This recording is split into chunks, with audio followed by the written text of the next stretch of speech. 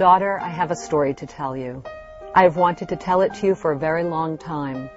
But unlike Babar or Eloise or any of the other stories that you love to hear, this one is not funny.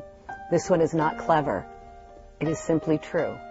It is my story, yet I do not have the words to tell it. Instead, I pick up my needles and I knit.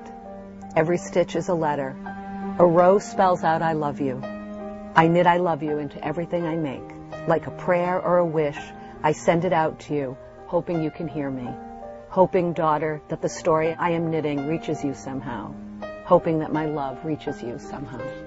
I started knitting 6 months after Grace died, but I actually didn't write anything for another year. Most knitters, at one time or another, have turned to knitting and to knitting circles in times of need. All those months that I spent knitting, in the back of my mind, the book was taking shape.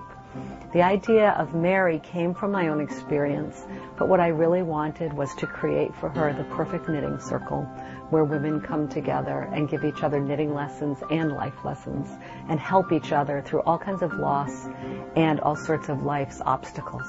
Writing the book helped me in a lot of ways. It helped me to escape. It helped me to sort out my thoughts. And it reminded me really of hopefulness. And it reminded me of the good things out there in the world. I have to say that I think after such a loss, you're never the old person that you were. So many parts of that, of being Grace's mother, they're gone. But myself as a writer, and just as a person back in the world, has absolutely come back to me. And writing the book is one of the reasons.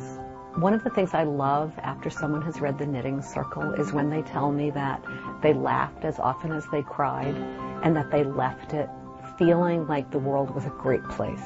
The first Wednesday night in October, Mary drove to Big Alice's for the Knitting Circle. Mary's mind was full of plans for the blanket she was going to knit for her husband for Christmas. A crazy combination of yarns and patterns, rows of zigzags, rows of pearls, rows like waves. She needed 35 different yarns to knit it, all of them nestled in tight skeins. Here and there, leaves had changed, and Mary caught a glimpse of red and orange. The air smelled of autumn. At unexpected times, Mary discovered that she still could experience joy. The first juicy peach of summer, her husband's goodnight kiss, the particular slant of sunshine out her window, the smell of rain in the air, waves hitting the beach, the feel of new yarn in her fingers.